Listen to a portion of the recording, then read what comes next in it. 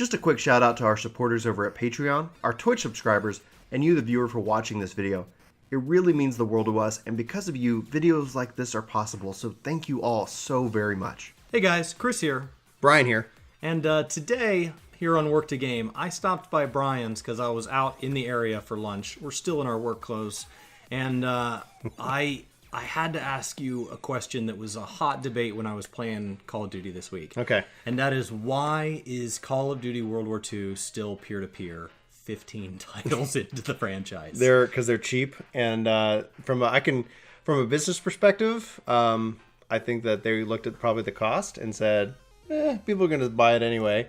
But as a gamer, I think it's complete garbage that it is that. And I didn't know it was, and you told me it was, and literally I was like, are you kidding me? Like, you still have migrating hosts, you still get kicked out of lobbies, it's all the same problems. So the first game that they ever came out was sold roughly like 100,000 copies or something. And then it was like 300, and then 500, and like everything else viral. Then it was suddenly like 2 million, 6 million, 30 million. Yeah, and now Call of Duty 4 and Modern Warfare 2 are just like, in my mind, still today, some of the best and every ever. game since then is always, people always say, it's not as good, it's not as good. To the point where by the time they come out with one that is as good, it will have been so long that the nostalgia will have the people who played that one saying, it's still crap. So the problem is, I can debate either way, so I don't know which way you feel, but I'm going to say that they needed to do it, and it's offensive that they didn't. So do you want to take the counterpoint? If I sold 30 million copies of a video game every single year over year, so I'm making, let's call it $200 million a year, and you come to me as the head of my development team, and you say, every other game is moving away from peer-to-peer. It's an awful technology. You're outdated. And I say, but how many more copies is it going to sell? I think 30 million is a pretty good saturation. I don't think however much your server infrastructure is going to cost is going to come back to me in my investment. So as the president of a publicly traded company, Activision, I don't understand why I would move away from peer-to-peer. Okay, so here's why you would do it. From a gamer perspective, there's a couple of different ways you can look at it. From a gamer perspective, I think it's the right thing to do. It's the right time to do it technology-wise. Most other most other shooters, have done it. So Halo 5, Titanfall 2, these are, big style games that have that structure. Destiny 2 didn't, but they said it's peer-to-peer and there's some server architecture and it's this new technology we built. I don't know. So we'll just say outside of that. It's a hybrid from 1995. Yeah. Oh my God. So the aspect though is that you don't make an investment like once. It ends up being the investment that pays out and pays out and pays out. So I would go to you. I would make the pitch that, hey, you need to spend however many millions of dollars to make this, a kind of a hosted server solution that's, most likely cloud-based that can spin up these servers in and of itself. You say, hey, we're going to do this, and then every game that we build, after here and after, that investment's already been made. So you only make that real big investment once, and then the rest of your franchise can take advantage of it. So you get to leverage the power of the dollar spent, and then you get to multiply that investment. So yeah, maybe you make a little bit less on this, however 30 million units they sell this period, but you make it up over and over, and then it doesn't even become a part of the conversation. Anybody is going to look to punch up to the little dog, right? Everybody's going to say Call of Duty, it's not as good as it is. We're going to, we want to hit them when it hurts. We want to, we're still going to buy their game. Like even Infinity Warfare, people were like, oh, it's the most downvoted video on YouTube, and it's still like, okay, yep, they sold just fine. It is the name carries a lot of weight, and because of that weight, they need to be pioneers. They should be those pioneers. I think what you're seeing here personally, and this is what upsets me as an investor, because full disclosure, like as a part of my retirement fund, I bought some Activision because it just makes sense. They do real well, and so with that, WoW, Call of Duty, Destiny, they're big. I have a vested interest in them doing well.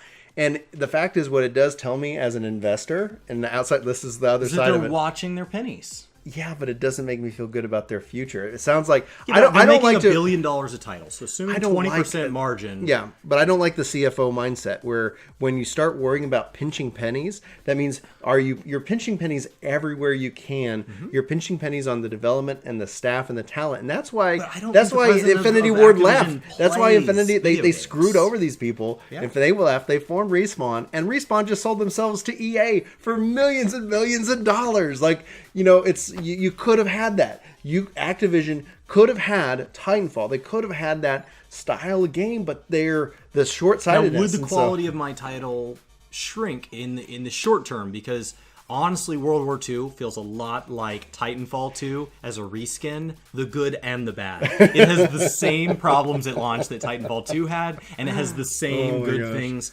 The headquarters, the central loading area, is like a direct port over from Destiny 2. Mm-hmm. So there is nothing inventive. They took Call of Duty from back in the day, the World War II era, and they said, let's take that skin and let's apply it to the modern lineup of games. Exactly. So they didn't. It took them a whole year for Sledgehammer Games to put that together. Would we've even gotten that many features if they had taken the time to roll it to a new infrastructure? How is it that they have, like, with this whole boot camp thing and where you're They've having a got public billions area? of dollars. Well, how is it that with that boot camp thing area that you kind of, queue in, get your awful. lock boxes? Awful. How is it that is peer-to-peer? Who thought It's that was a good awful. idea? It's Because awful. And it's so unstable because it's constantly, as people are leaving to go into games, so they ended up having to shift it. So the first week you were in these big public ones. Mm-hmm. Now you're only in private ones, and the only other people that can join you in headquarters are people in your party. so how much did that cost them? Now that Oh, and shift it broke that things change. because there's this whole social level from exposing yourself to other players, and now you're not around other players because you're no longer in these public lobbies. Are they going to change that? Are they fixing it? Is it going to come back, or are they done?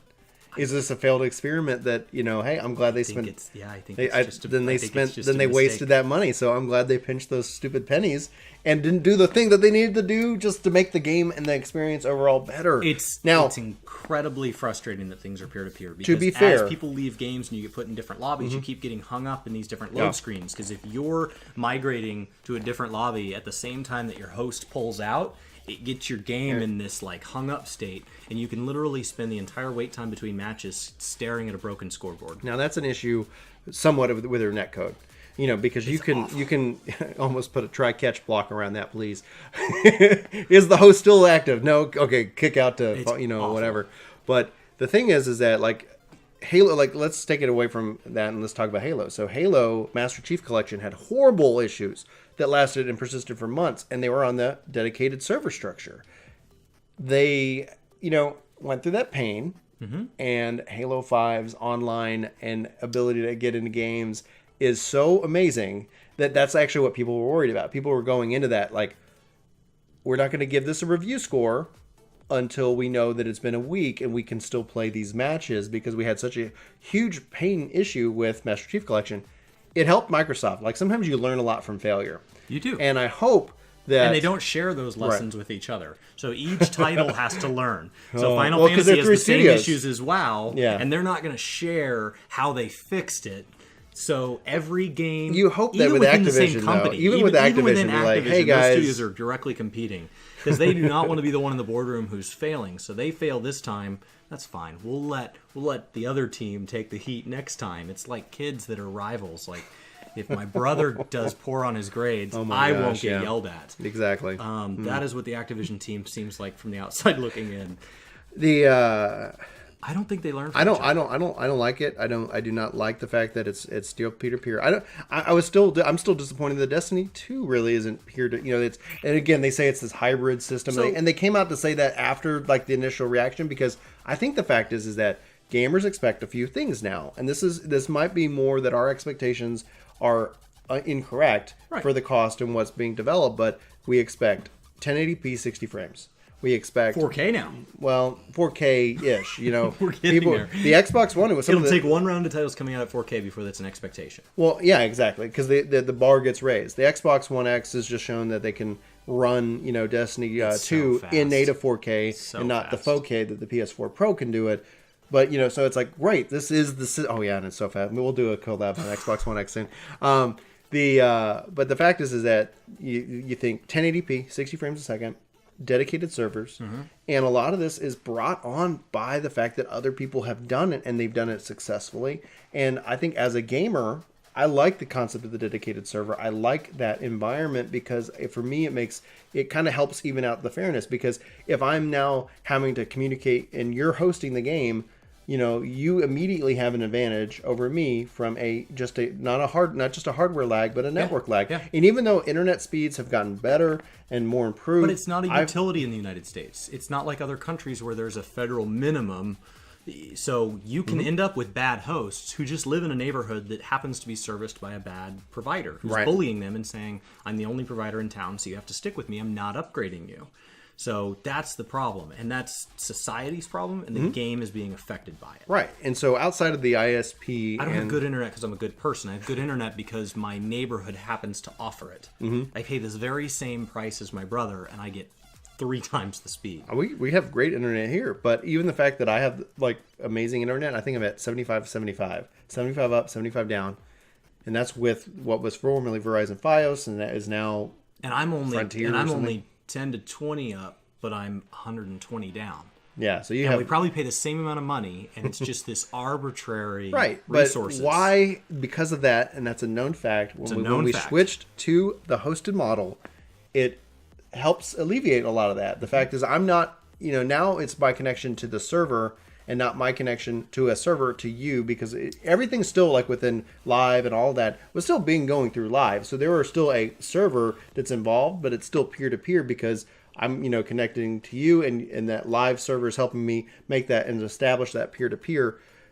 I still, you told me this, and I was like, oh my God, we started debating, and then we were like, let's sit down and film this because this is freaking stupid. And to shift a little bit here, one of the common arguments against it, that over the last week, there's been a lot of heated debate in my Xbox Live channel about this, and one of the comments is, are they going to wake up and it's too late? Now, obviously there will be a day the game is out. There's not going to come out with it. But if you look at the title as a franchise, there will come a day when it dies a natural death. But is that day going to come sooner and suddenly because they didn't respond? Are they going to wake up one day and the whole industry's moved away from peer-to-peer and it's not them? And my answer is, forget that. They come out with a game every single year. They're a billion-dollar company. If that happens, then next year's Call of Duty will fix it. They're only going to have one failed title. And every year they avoid this switch is one less year of growing pains, and they can put it off into the future. And I think that I think it's short-sighted. But I think that's the logic. Your point kind of wins because it's about the purchasing of the game. It's about the purchase. If you, as we as a community, if we buy the game and the game sales continue to go up, it's de-incentivizing them to do that. Why would I fix it? Well, because you say I want this, but then I sold it. Well, yeah, you can say I want you. At the end of the day, you vote with your dollars. It's the issue with Apple. Apple's getting all these accolades because every phone is the best selling, but their base is becoming increasingly more frustrated. And what's going to happen is by the time they realize it, it's going to be too late. It's going to be just like a political party where there's this big sweeping change, and all at once they're like, we don't know what happened. And it's like, well, there was 10 years of writing on the wall. People have been mad at Call of Duty for being peer-to-peer. We stopped playing Call of Duty in college because the peer-to-peer was a problem, and we just picked up our first Call of Duty game in, I don't know, I don't think I've even owned one in 6 or 7 years. The last Call of Duty game I purchased was Modern Warfare 2. Loved it. Loved that game. I bought one in grad school. And then I shifted and just got excited about Titanfall because that's where the Infinity Ward guys who I respected, who made Call of Duty what it is, who killed, Medal of Honor, because that's what they were trying to make at the time, the Medal of Honor killer before they had a name Call of Duty. And yeah, that's who I followed because I was like, oh my gosh, I respect them as creators. And since then, I just haven't gone back to Call of Duty. You guys did. So I wasn't able to get into it because I'm not able to play video games on Wednesday nights now. And so I was like, well, I wasn't that excited about it. I'm not playing on Wednesdays. And then you tell me this, and I'm like, holy crap! How is that? I was blown away because from my assumption, and here's the whole thing.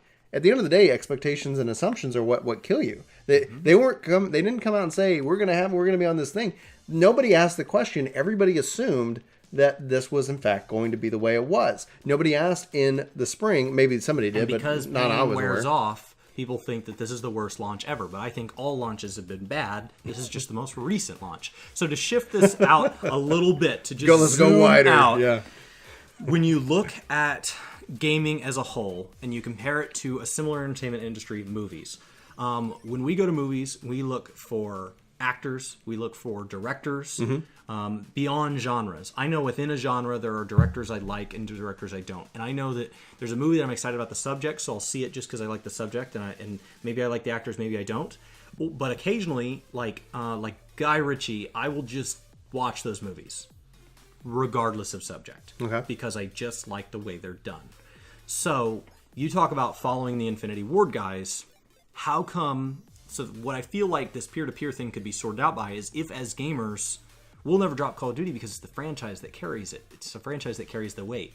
How come we don't, as an industry, as fans, how come more of us don't know who develops games, who the artists are, who the chief, game developers are, the level designers, the programmers? How come we don't know those as celebrity names, just like directors? Right. Because most of, especially when you get into that engineering side of it, you do have some standouts. Miyamoto is a classic example of the opposite, of the fact that you do know a Miyamoto game. You do know, Vince Zampella, who's the guy behind Titanfall. You do know, I can't even remember his name now, but he did Gears of War, and I don't know why it's coming to a blank. But the idea is that you don't really know a lot of those guys is because most engineers aren't in front of the camera, type of people. They aren't like, directors. Directors have to be, because you still see them. They still have to do interviews. Okay. They have to communicate at a level where, a director is engineering, a story and that. But typically when you talk about a video game, is that the video game perspective of it's done by hundreds and hundreds of people spending millions of dollars, and there's multiple people in play. Who do you put out in front of the camera? Do you put the producer? Do you put the director? Do you put the lead engineer? Who do we decide to highlight, and who makes the decision to highlight a specific individual? You don't have a red carpet for video games where they march the. So maybe we don't, because we don't have an Oscars. We're stuck with peer-to-peer on Call of Duty. Maybe. because that's what causes me to know all those people's names, is that I see somebody, I see that name show up year over year over year. Get the rewards. And video games have been trying to go that direction. You see a lot of that with... I think it makes a better game. Where we have the Game of the Year awards and things like that. And it's really, at the end of the day, we can only blame ourselves. We can only look at ourselves and say, well, the reason why Call of Duty is peer-to-peer is because we voted with our dollars. If they sold it, like you said, at the end of the day, it was a meeting probably and they said, hey, this is what it's going to cost to do this. And they say, okay, well, not this year. And maybe they are actually currently working on that model, and it's going to take a couple of years. And so they're working on that back end piece, and it's just not ready for now. And the reason it isn't ready for now is because a couple of years ago, they keep saying, hey, do we want to kick the can down the curve a little bit longer? How long can we let this go? So I would say to shift one last time, okay, and then we'll wrap this up, is now I feel like you're saying that it's my fault as a gamer that I voted with my dollars and bought Call of Duty. But to defend that, I had to buy within the vacuum that was the games available in fall to winter of this year. Right. So just like political candidates, we look back and we say such and such president was awful. And you blame society for voting them in. First of all, they may not have known it was going to be awful. Second of all, you have to look at who they ran against. Yeah. Because we were looking for a game night game that had custom games at launch. Yeah, Destiny. Had easy to pick up for people who don't own the game today and would like to join us this Wednesday. So no MMOs. Yeah. And can flex from a party size of 4 to 10. That is a very narrow. So I don't get a whole lot of, well, let me look at the Metacritic. Is it going to be an ideal prestige structure? I don't get to be that picky, because when you narrow it down that much, I'm already limited to, we're a little far out from the last Halo title. We already did it, and there isn't going to be another one for a while. Right.